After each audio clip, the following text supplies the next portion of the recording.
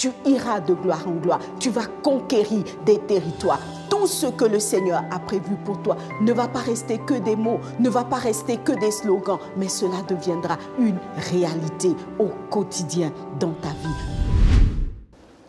Hello à toutes les femmes, à tous les frères qui sont en ligne ce jour. Je suis heureuse de vous retrouver pour nos sessions d'enseignement.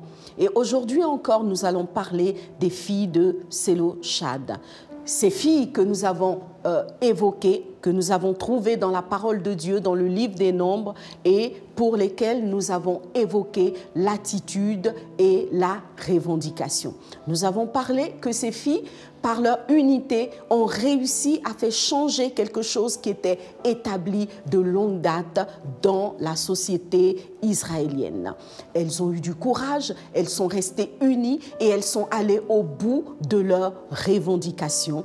Et à la solde, elles ont vu les choses changer, elles ont pu entrer en possession de l'héritage qui leur était échu. Et nous avons expliqué que cela doit être le partage pour tous les enfants de Dieu que nous sommes. Nous devons veiller, nous devons nous battre, nous devons payer le prix qu'il faut pour entrer en possession de l'héritage que notre Père Céleste a prévu pour nous. Je voudrais, dans cette session, attirer l'attention sur la signification de chacun des prénoms de ces 5 jeunes dames. Mon message va s'adresser essentiellement aux femmes. Alors, si tu es une femme, sache que j'ai un message pour toi en ce jour, dans cette session, et je veux t'inviter à faire preuve de beaucoup d'attention parce que je suis convaincue que le Saint-Esprit va te parler, que le Saint-Esprit va te partager des secrets, que le Saint-Esprit va te délivrer de limitations ou de blocages qui sont manifestés dans ta vie. Nous allons donc relire la parole de Dieu et retourner dans le Nombre 36 à partir du verset 10 pour aller encore une fois à la rencontre des filles de Séloshad. Il est dit, les filles de Séloshad se conformèrent à l'ordre que l'Éternel avait donné à Moïse. Machla, Tirsta, Ogla, Milka et Noa, filles de Séloshad, se marièrent aux fils de leur oncle et elles se marièrent dans les familles des fils de Manassé, fils de Joseph, et leur héritage resta dans la tribu de la famille de leur père. Alors, dans le Nombre 36, nous arrivons à un épisode où la revendication de ces jeunes dames avait trouvé un écho favorable, elles avaient eu gain de cause et leur héritage leur avait été donné. Seulement, quand on lit ce texte, on se rend compte qu'il est parlé d'une notion d'obéissance. Il y a eu donc, en contrepartie du fait d'entrer en possession de leur héritage, il y a eu en contrepartie quelque chose qu'elles devaient respecter. Il y a eu une instruction à laquelle elles devaient obéir. Et donc ce texte nous fait comprendre que ces jeunes dames ont obéi à l'instruction que l'Éternel, il est dit l'Éternel. Donc, par la bouche de Moïse, Dieu leur a donné une instruction. Après avoir accepté de revoir les choses, après avoir accepté de leur donner leur héritage, en contrepartie, le Seigneur leur a aussi donné des principes, des choses auxquelles elles devaient obéir. Et pour retrouver ce que cela était, nous allons remonter encore une fois dans la parole de Dieu, toujours au chapitre 36 à partir du verset 1er. Il est dit, les chefs de la famille de Galad, fils de Makir, fils de Manassé, d'entre les familles des fils de Joseph, s'approchèrent et parlèrent devant Moïse et devant les princes, chefs de famille des enfants d'Israël. Ils dirent, l'Éternel a ordonné à mon Seigneur de donner le pays en héritage et par le sort aux enfants d'Israël. Mon Seigneur a aussi reçu l'ordre de donner l'héritage de Séloshad, notre frère, à ses filles. Si elles se marient à l'un des fils d'une autre tribu des enfants d'Israël, leur héritage sera retranché de l'héritage de nos pères et ajouté à celui de la tribu à laquelle elles appartiendront. Ainsi sera diminué l'héritage qui nous est échu par le sort. Est-ce que tu peux dire Amen avec moi? Alors, je ne sais pas si tu as bien compris le texte. Dans ce texte, en fait, les oncles des filles de Sélochad sont retournés voir Moïse pour dire « Ok, le Seigneur a demandé que tu donnes l'héritage aux filles. Il n'y a pas de problème. Tu leur as donné l'héritage, mais nous avons à notre tour une revendication. Nous souhaitons que l'héritage qui leur a été donné puisse rester dans la famille, puisse rester dans la tribu. Parce que, quelque part, ce sont des femmes et il se pourrait qu'elles aillent se marier loin de la famille, loin de la tribu et qu'elles emmènent ainsi l'héritage loin de l'environnement auquel il appartient.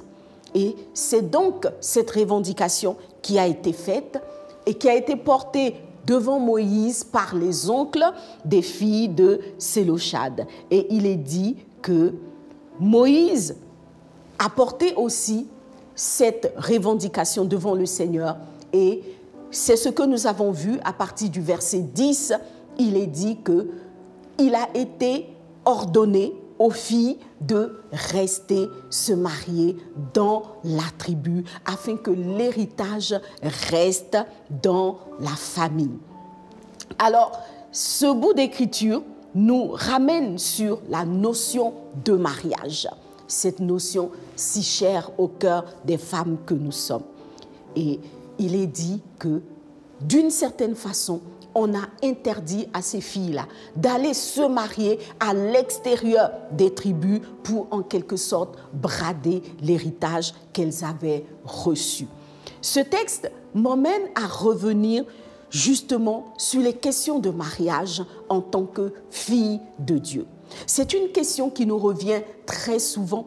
Je suis chrétienne, je suis en Christ. Est-ce que j'ai le droit d'épouser n'importe quel homme? Est-ce que j'ai le droit de me marier hors de ma tribu, hors de mon héritage? Ce n'est qu'une parenthèse dans mon message, mais je crois qu'il est très important de revenir sur cette notion parce qu'il est dit que c'est une exigence ou c'est une recommandation qui a été donnée par l'Éternel lui-même. Et cela n'est pas nouveau parce que quand Israël est entré en Canaan, l'une des instructions que Dieu a données aux fils d'Israël a été qu'ils ne devaient pas prendre en mariage des filles étrangères pour leurs fils et vice-versa. Ils ne devaient pas prendre d'hommes étrangers pour leurs filles. Voyez, donc les hommes ne devaient pas épouser de femmes étrangères et les femmes ne devaient pas épouser d'hommes étrangers. La raison, c'était que d'une certaine façon, l'héritage allait être bradé, mais ici, nous parlons d'héritage spirituel, nous parlons de valeurs spirituelles, nous parlons de points de vue spirituels. En tant que fille de Dieu, en tant que fille en Christ, comment est-ce que tu vois ton mariage? Beaucoup de discussions, beaucoup d'avis, beaucoup d'émotions sont mises en avant, mais je voudrais nous ramener à cette portion des Écritures. Et il est dit que les filles de Sélochad ont obéi. Et en obéissant, la parole de Dieu dit que l'héritage a été préservé. Il y a un héritage divin. Il y a une vie de Dieu. Il y a une relation à Dieu qui est préservée quand tu respectes les principes divins. Les principes divins en toutes choses, les principes divins pour ta marche au quotidien, les principes divins dans ton travail, dans ton activité professionnelle, mais aussi les principes divins dans le choix du conjoint.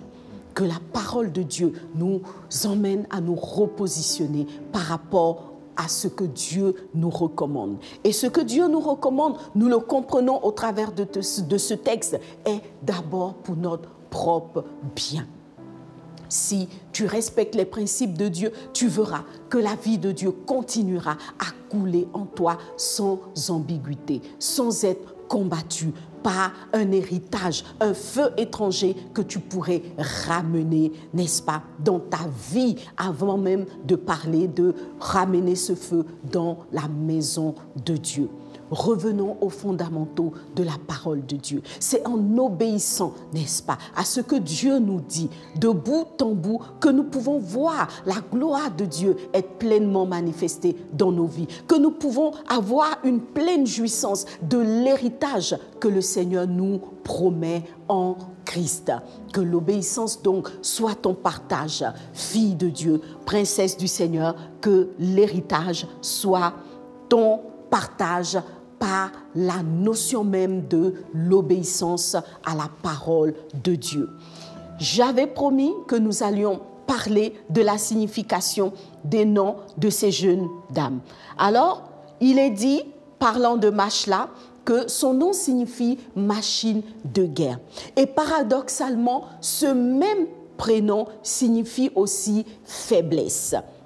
Alors, je voudrais commencer en disant que l'aîné de cette fratrie a un nom qui nous interpelle. Ce nom signifie en même temps faiblesse et machine de guerre. Pour dire que, en tant que femme, c'est vrai, tu peux paraître faible. C'est vrai, on a parlé du sexe faible. Tu peux paraître démuni, manquer de force, mais en réalité, en toi, il y a une force incroyable.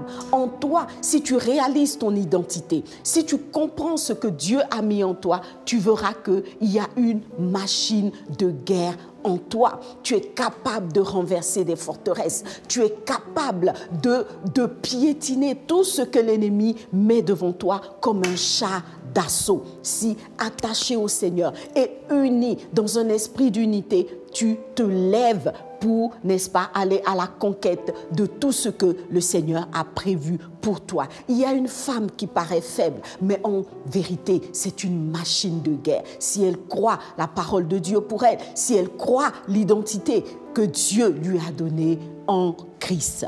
Le deuxième prénom, qui est Noah, signifie mouvement et il signifie aussi vive. Tu veux entrer en possession de ton héritage, tu veux manifester la destinée que Dieu a cachée en toi. Tu as besoin d'être en mouvement, tu as besoin de vivacité, tu as besoin de courage, tu as besoin de te lever et de ne pas rester dans ta couette, ne pas rester dans ta zone de confort en croyant que parce que tu appartiens au Seigneur, tout te sera facilement donné. Non, Dieu a besoin que tu te lèves, que tu prennes une décision avec vivacité, avec détermination et que tu ailles à la conquête de toutes ces choses que le Seigneur a prévues pour toi en tant que fille de Dieu.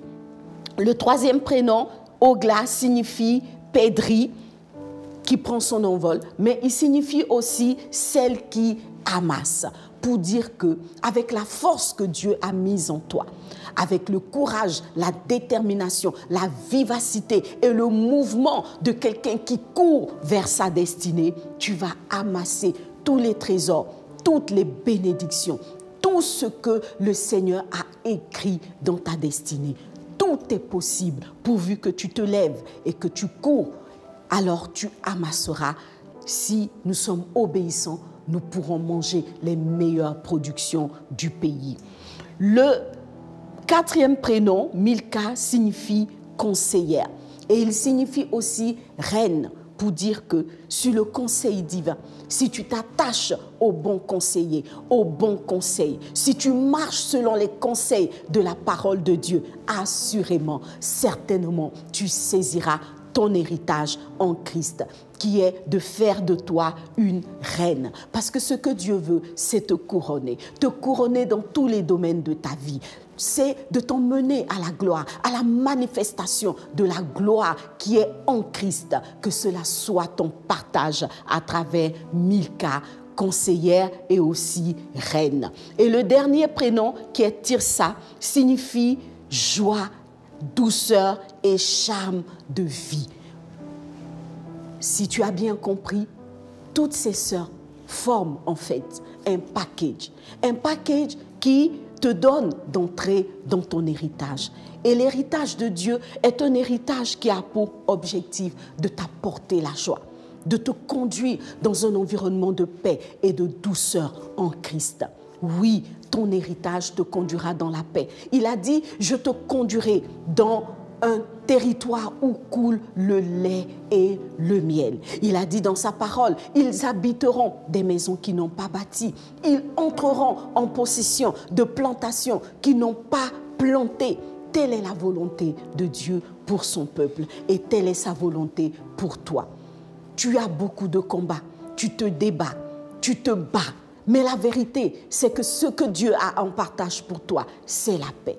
Dieu veut que tu vives dans la paix. Dieu veut que ton âme soit au repos. Dieu veut que ta vie soit paisible et plaisante, pourvu que tu saisisses ton héritage en Christ en réunissant toutes ces valeurs des filles de Sélochad. Que cela soit ton partage, que tu entres pleinement dans ton héritage et que tu manifestes la gloire du Dieu vivant qui conduit ses enfants de gloire en gloire, de bénédiction en bénédiction. Beaucoup ont dit, j'ai marché avec Dieu, je n'ai pas vu Dieu dans ma vie. Mais as-tu marché selon ces 5 valeurs, selon ces 5 principes? As-tu couru en vérité vers ton héritage? Si c'était le cas, tu aurais vu. Et si ce n'est pas encore le cas, je t'invite à réviser encore une fois ces différents textes et à t'inscrire dans cette logique, n'est-ce pas, de la force en Christ. La force en Christ. La Bible dit qu'il est fort quand nous sommes faibles. Cette force que Dieu a mise en toi, ce n'est peut-être pas ta propre force, c'est sûr, mais c'est la force de Dieu. Et avec cette force-là, tu iras de l'avant, tu iras de gloire en gloire, tu vas conquérir des territoires. Tout ce que le Seigneur a prévu pour toi ne va pas rester que des mots, ne va pas rester que des slogans, mais cela deviendra une réalité au quotidien dans ta vie. Puisses-tu te lever et te mettre en mouvement, n'est-ce pas? Te mettre en mouvement comme Noah et avancer vers toutes ces choses extraordinaires que ton Dieu a prévues pour toi. Il est le Dieu du mouvement, il est le Dieu de l'action. Hier ne sera pas comme aujourd'hui et aujourd'hui ne sera pas plus glorieux que demain parce que Dieu va de gloire en gloire. Il est le mouvement. La Bible dit que le Saint-Esprit est celui qui va comme le vent. Il est ici, il est là parce que Dieu est en mouvement. Je veux inviter une personne qui était restée dans une zone de confort, qui était restée dans une attitude traditionnaliste et qui semble ne plus comprendre où Dieu va.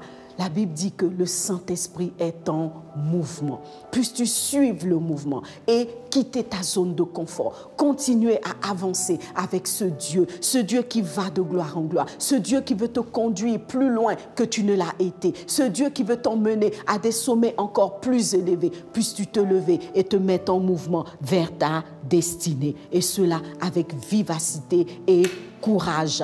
Alors tu amasseras parce que telle est la promesse du Seigneur pour toi. Et le règne sera pleinement ton partage. Que Dieu te bénisse abondamment, que la grâce du Seigneur soit ton partage, que la bénédiction des filles de Sélochad soit pleinement ton partage et que toi aussi tu puisses témoigner que tu es entré dans l'héritage que ton Père Céleste avait prévu pour toi. Je veux t'inviter au terme de cette session à élever avec moi une prière. Élève la voix et prie ton Dieu. Demande-lui de te donner toutes ces qualités, toutes ces capacités que les filles de Sélochad nous ont présentées en ce jour. Que le Seigneur renouvelle tes forces. Prie avec moi et demande au Seigneur de le faire dans ta vie. Dis Seigneur, renouvelle mes forces. Seigneur, renouvelle mon courage. Seigneur, donne-moi de me lever de là où je m'étais stabilisé. Donne-moi de continuer à avancer avec toi. Donne-moi de compter sur ta force et de continuer à aller de l'avant parce que tes promesses sont oui et amen. Je veux avancer avec toi, aller plus loin avec toi, entrer dans l'héritage qui m'est échu parce que tu es bon pour moi. Merci Seigneur pour le couronnement. Merci pour la royauté qui est mon partage en tout point de vue. Merci parce que tu me positionnes partout où tu as prévu de le faire. Merci Seigneur parce que ma vie est paisible en toi. Elle est cachée en toi. Je suis au repos en Christ dans le nom puissant de Jésus. Seigneur, je te dis merci. Dis Amen avec moi. Amen. Que Dieu te bénisse abondamment. Shalom, j'espère que vous avez aimé cette vidéo. Abonnez-vous pour ne pas rater nos programmes. Merci de faire partie de notre famille TBN. Que Dieu vous bénisse. Shalom de Jérusalem.